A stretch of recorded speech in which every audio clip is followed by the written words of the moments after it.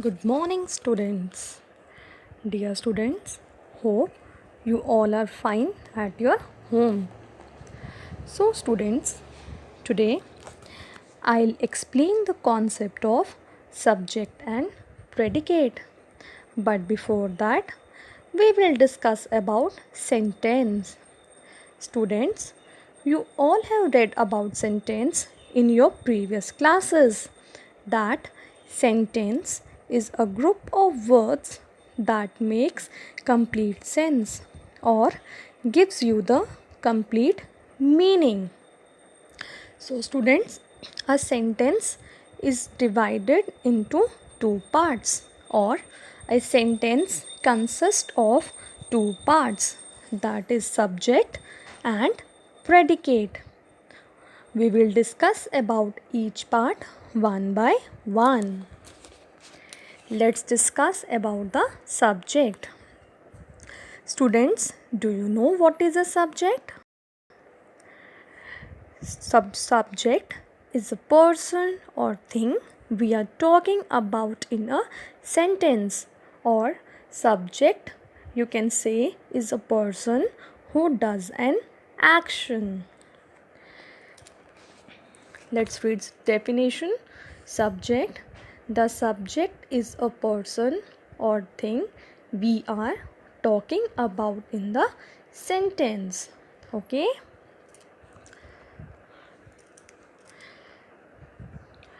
Let's take examples. Number 1. Ria cooked the food. Students, in this sentence, who cooked the food? That is Ria. Ria is the person who did the action or who cooked the food. We are talking about Ria in this example. So, Ria is the subject in this example. Students, let me tell you one thing, that the subject may be made up of one word or a group of words. In this example, the subject Ria consists of one word only. Okay, so I'll take one more example which consists of many words. For example, most of the children like to read comics.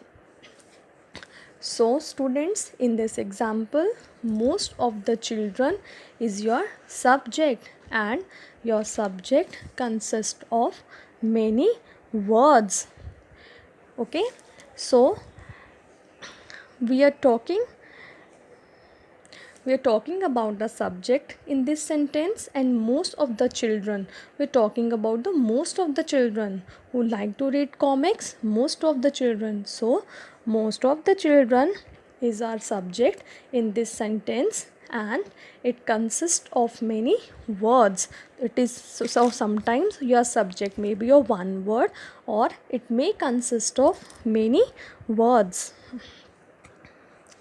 Students, let me tell you one more point here, that is, it is not important that the subject always comes in the beginning of a sentence.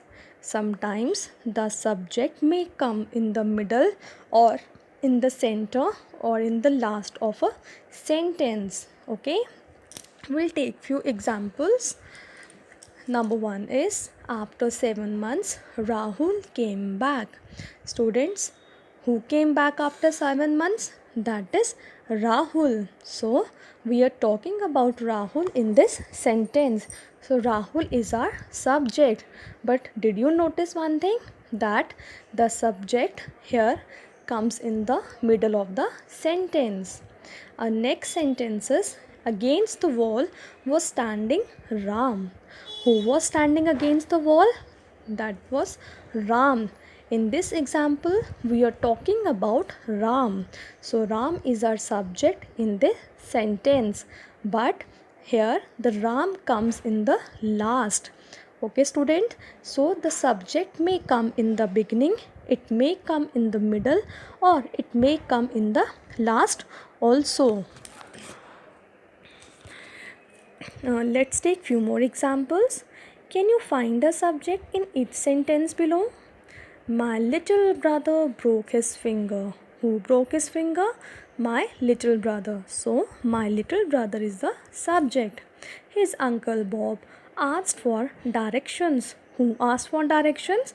His uncle Bob. So, his uncle Bob is the subject. Those soldiers carried guns. Who carried guns? Those soldiers. So, those soldiers is our subject. Our babysitter arrived late. Who arrived late? Our babysitter. So, in all these examples, the bold words are our subject. Students, let's take another type of sentence. I'm talking about imperative sentences. So let me ask from you people, do you know what are imperative sentences? I hope you all must be knowing because you all have read about imperative sentences in your previous classes. So let's discuss it again. Imperative sentences are the sentences in which there is an order, there is a command, there is a request, or there is an advice. But students, in case of imperative sentences, the subject is not mentioned. Okay, remember one thing, that in imperative sentences the subject is not mentioned, or the subject is often left out because the subject is you in these sentences. So it is understood that any command, order, request is given to you. So you are the subject in case of imperative sentences, but the subject is never mentioned in case of imperative sentences. Okay, let's take few examples. Sit down, it's a command. Please help me, it's an request. Shut the door, it's an order. Take exercises daily, that's an advice. So did I use any subject in these sentences? Did I make use of he, him, she, you, they, we, or somebody's name? No. That's because it's understood that speaker is talking to you. So you are the subject in case of imperative sentences. So we don't need to mention the subject in case of imperative sentences. Okay. Now we'll take interrogative sentences. I'm damn sure that you all must be knowing about interrogative sentences. Interrogative sentences are the sentences in which a question is asked and we put a question mark in the last. In case of interrogative sentences, the subject is mentioned in the question. Let's take few examples. Where do you live? Here we are talking about you. So the word you is subject in this example. Had she finished her work? We are talking about she, a girl. So she is a subject in this sentence. Where are your toys? We are talking about your toys. Okay, so your toys are the subject in this sentence. Does he help others?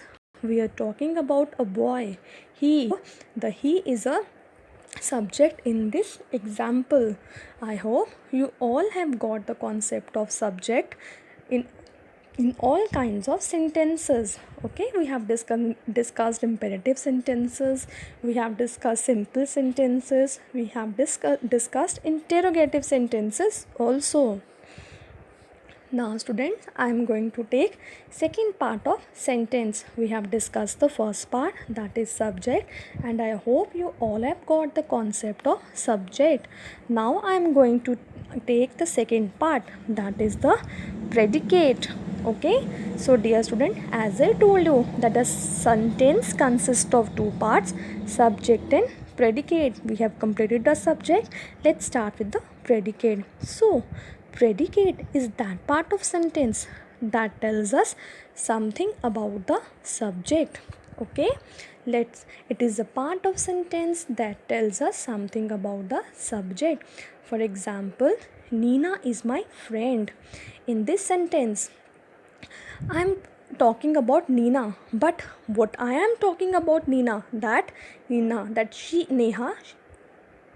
she is my friend. So is my friend is the predicate. The underlined part, that is my friend, is the predicate. What did I tell about Neha? Okay, that is the predicate. Can you find the predicate in each sentence below? So I'm taking a few more examples. My little brother broke his finger. So what I'm talking about my little brother, that he broke his finger. So broke his finger is the predicate. His uncle Bob asked for directions. What did his uncle ask? That is, he asked for directions. Asked for directions is a predicate. Those soldiers carried guns. What did I say about those soldiers? That is, they carried guns. So carried guns is a predicate. Our babysitter arrived late. So what did I say about our babysitter? That is, he or she arrived late. So arrived late is a predicate. In these examples, all the colored alphabets are the predicate. Okay.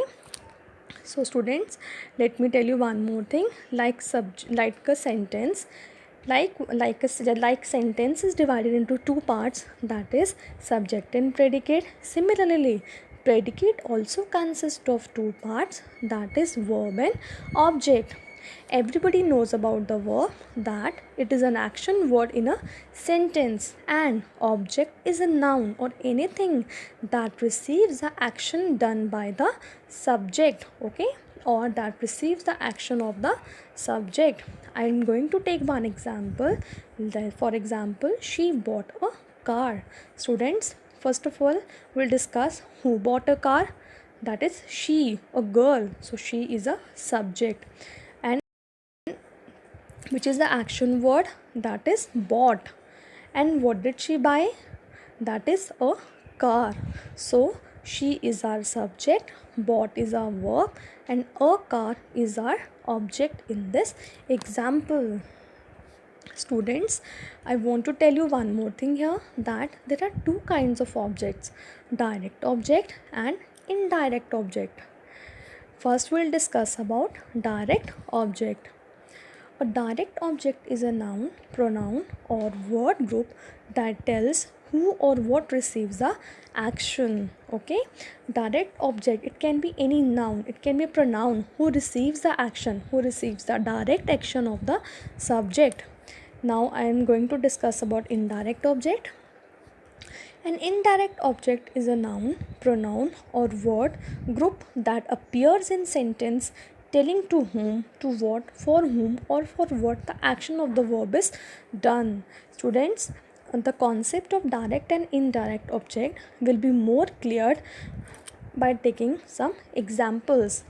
First I am taking one example, that is Rahul gifted Neha a pen. So let's discuss its each word one by one. First of all, who gifted a pen? That is Rahul. So Rahul is our subject in this sentence. Which is the action word? That is gifted, which is our verb. What did Rahul gift? Rahul gifted a pen. So a pen is our direct object. But whom did Rahul gift a pen? That is Neha. So Neha is our indirect object. Okay, indirect object is basically for whom that action is performed. Okay, students, I am taking one more example. Riya sold Pinky a watch. Okay, so you have to find the subject. First of all, I am talking about Riya. Who sold Pinky a watch? That is Riya. So Riya is our subject. We have to find a predicate. What did I say about Riya? That she sold Pinky a watch. So sold Pinky a watch is a predicate.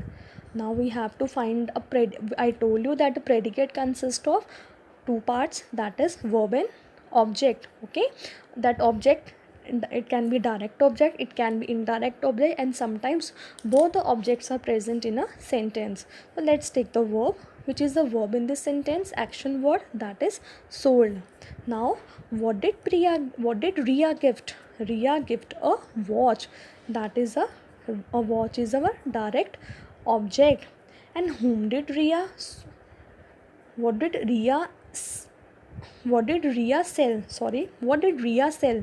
That is a watch. So a watch is our direct object. And whom did sell? that is Pinky. Okay, so Pinky is our indirect object.